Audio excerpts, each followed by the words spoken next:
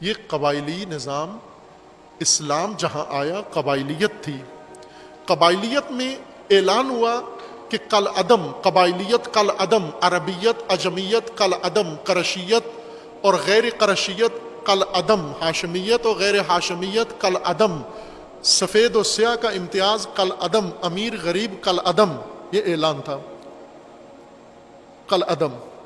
لیکن قبائلیت راسخ تھی، اور جو ہی رسول اللہ کی آنکھ بند ہوئی فوراً میٹنگیں اور نشستیں امت کی نہیں ہوئیں، قبائل کی شروع ہو گئیں۔ اوس بیٹھے، پھر خزرج بیٹھے قبائل، پھر ان کے ساتھ مہاجر بیٹھے، مہاجر میں قریش بیٹھے، پھر قبائلیت، پھر بنو قریش، بنو تمیم، بنو فلاں، بنو امیہ، یہ تو کل عدم قرار دیے تھے۔ یہ تنظیمیں، یہ سسٹم رسول اللہ نے کل عدم خود اعلان فرمایا، اسی حجۃ الوداع میں اعلان فرمایا کل عدم، سب کل عدم۔ لیکن قبائلیت نے اس کو کل عدم سمجھا نہیں، اور فوراً اقدام کیا۔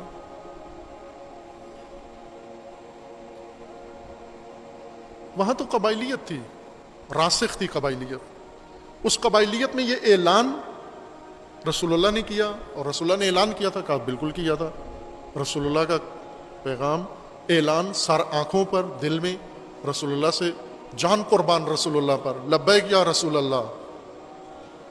خوب رسول اللہ نے تو یہ سب کچھ کل عدم قرار دیا تھا، یہ میٹنگ کیوں ہے؟ آیا قریش و غیر قریش کا فرق رسول اللہ نے کل عدم اسی حجۃ الوداع میں، اسی 10 ہجری میں، اسی آخری حج میں امت کے سامنے 4 خطبے معروف رسول اللہ کے حجۃ الوداع میں ہیں، عرفہ کا خطبہ، منا کا خطبہ، مسجد خیف کا خطبہ اور غدیر کا خطبہ۔ یہ 4 خطبے رسول اللہ کے حجۃ الوداع میں، اور چاروں مفصل خطبات ہیں۔ جو کچھ عمر بھر میں 23 سال میں انہیں سکھایا تھا، اسے خلاصہ کر کے حجۃ الوداع میں پھر ایک دفعہ انہیں دہرائی کروا دی، سب کی دہرائی کروا دی، اور اقرار لیا کہ یہ کہا تھا یا نہیں۔ خطبہ غدیر میں بھی پوچھتے تھے یہ کہا تھا یا نہیں، تصدیق کرتے تھے یہ فرمایا تھا آپ نے، یہ بتایا تھا آپ نے۔ اس میں تمام وہ کل عدم فہرست رسول اللہ نے تکرار فرمائی،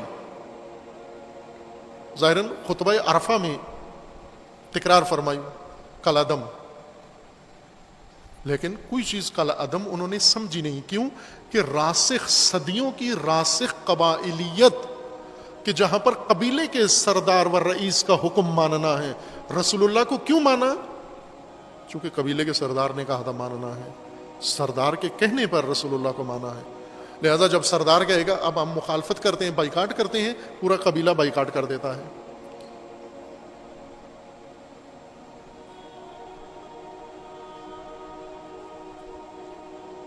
اس نسل کے لیے یہ اتفاق رونما ہوا جنہوں نے ولایت کو تسلیم کیا، بخن بخن کہا، لبیک کہا، رسول اللہ کو قصیدے لکھ کے دیے۔ میں نے بارہا ذکر کیا ہے اس شاعر کا، غدیر کا شاعر معروف عرب کا فصیح انسان، جسے رسول اللہ نے داد دی شعر پر، اور ولایت علی و مدح امیر المومنین میں فی البدی شعر کہا اس نے، رسول اللہ کو سنایا، پھر رسول اللہ نے حکم دیا مجمع کو سناؤ، اس نے مجمع کو سنایا اور مجمع سے بھی داد پائی۔ یہ شاعر نامدار، اس نے جب شعر غدیر سنا کر مدینہ پہنچا تو مدینہ میں علی علیہ السلام کے حق میں گواہی دینے کے لیے تیار نہیں ہوا کہ رسول اللہ نے اس طرح کی کوئی بات کی تھی۔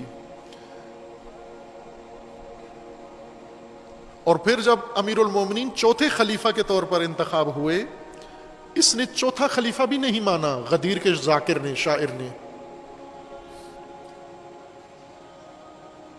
چوتھا خلیفہ بھی نہیں مانا، اور یہیں پر اکتفا نہیں کیا بلکہ امیر المومنین کا مخالف بن کر شام چلا گیا اور امیر المومنین کے دشمنوں کا حامی و ساتھی بن گیا۔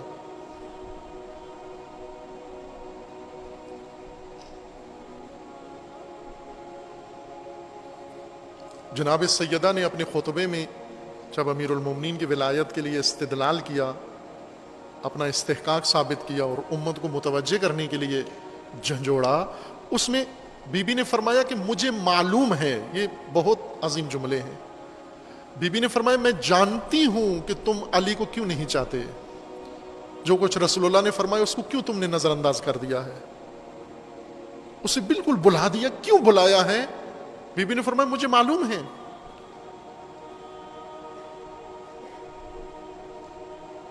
اور وہ دلائل بی بی نے خطبے میں ذکر فرمائے ہیں، فرمایا مجھے معلوم ہے۔ کیوں معلوم ہے؟ کیا دلائل تھے؟ کہ علی کا کینہ و نفرت و دشمنی تمہارے دلوں کے اندر ہے۔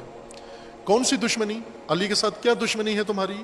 نہ قبائلی دشمنی، بلکہ اس لیے کہ تمہاری جاہلیت کی، قریش کی سلطنت بنی ہوئی تھی جاہلیت کی، اس سلطنت کو رسول اللہ نے ختم کیا، لیکن جس دوش پہ، جس چیز نے ختم کیا وہ علی کی ذوالفقار تھی، وہ تلوار تھی۔ تو علی کی تلوار نے در حقیقت تمہاری سلطنت کے رکن گرائے ہیں، ارکان گرائے ہیں اور نابود ہوئی ہے اور تمہیں خاک میں ملایا ہے۔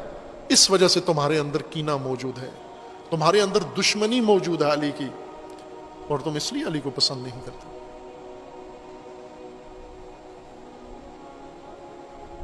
وہ قبائلیت زندہ ہو گئی۔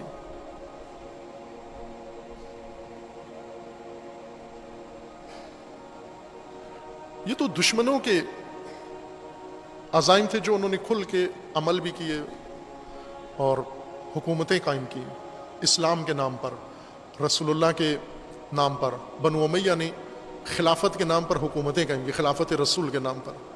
بنو عباس آئے اور دوسرے آئے اور 1400 سال تک حکومتیں کی۔ ولایت کیوں نہیں آئی؟ یہ تو ایک گروہ کا کارنامہ تھا، یہ صرف انہی کی وجہ سے نہیں ہوا، دشمنوں کی وجہ سے، جن کے دل میں علی کا کینہ تھا، دشمنی تھی، تعصب تھا۔ فقط ان کی یک طرفہ کاروائی سے یہ کام نہیں ہوا، چونکہ ہو نہیں سکتا، ممکن نہیں ہے کہ ولایت کو میدان سے نکال کر یہ دوبارہ جاہلیت کی حکومت قائم کر لیں۔ یہ ناممکن تھا، صرف ان سے ہونے والا نہیں تھا۔ اگر یہ کچھ کرنے کے قابل ہوتے تو اپنی جاہلیت کی سلطنت ہی بچا لیتے، ابو لہب بچا لیتا، ابو سفیان بچا لیتا، ولید ابن مغیرہ اپنی سلطنت بچا لیتا۔ جاہلیت کے بڑے بڑے ستون یہ بچا لیتے نا، اگر ان سے ممکن ہوتا۔ اگر دشمنان رسول، دشمنان اسلام، دشمنان ولایت، دشمنان خدا اگر یہی ہوتے ولایت کے مقابلے میں، ولایت کو میدان سے نکالنے والے، یہ کبھی بھی ولایت کو نہیں نکال سکتے۔ کیوں؟ اس لیے کہ اگر ان میں دم خم ہوتا تو یہ جاہلیت کا نظام اپنا بچا لیتے۔ اس وقت تو اسلام کی طاقت بھی نہیں تھی، اس وقت تو اسلام کا لشکر بھی نہیں تھا، اس وقت تو اسلام کے پاس فقط ایک شمشیر اور ایک سورما تھا، ایک علی، ایک بطل تھا اسلام کا، ایک شیر خدا، اور اس کے سامنے یہ نہیں ٹک سکے، اپنی جاہلیت کی سست بنیاد نہیں بچا سکے۔ ایڑی چوٹی کا زور لگا دیا انہوں نے قومیں جمع کی، احزاب جمع کی، پارٹیاں بنائیں، انہوں نے تمام عرب کو جمع کیا، اپنے تمام وسائل بروئے کار لے کر آئے اور خفت ہوئی اور شکست کھائی، اور اس شکست میں آخر تک صرف ایک نام ان کے دلوں میں تھا، علی۔ اس ایک شخص نے ہمیں شکست دی ہے۔ اگر یہ ایک نہ ہوتا رسول اللہ کے ساتھ، ساری دنیا ہوتی، جاہلیت کی سلطنت گرانا مشکل ہوتا۔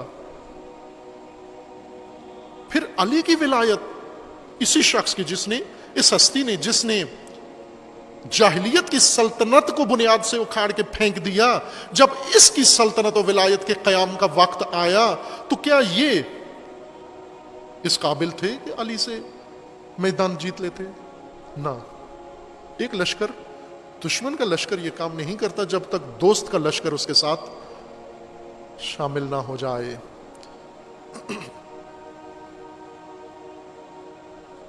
جب تک اپنا لشکر بھی اس کا ساتھی نہ بن جائے۔ دشمن کو جب تک دوست سے مدد نہ ملے، حق کا مقابلہ نہیں کر سکتا۔ یہ دوستوں کی مدد سے ہوا سارا کام۔ دوست نے کیا کام کیا؟ حامیان ولایت نے کیا کیا؟ پیروان ولایت نے کیا کیا؟ تاریخ میں دیکھ لیں، جائزات دیکھ لیں، مطالعہ کریں، اپنے زمانے سے شروع کریں. آج کیا کر رہے ہیں؟ دوستان ولایت کا آج کیا کردار ہے؟ یہی پوری تاریخ میں رہا ہے.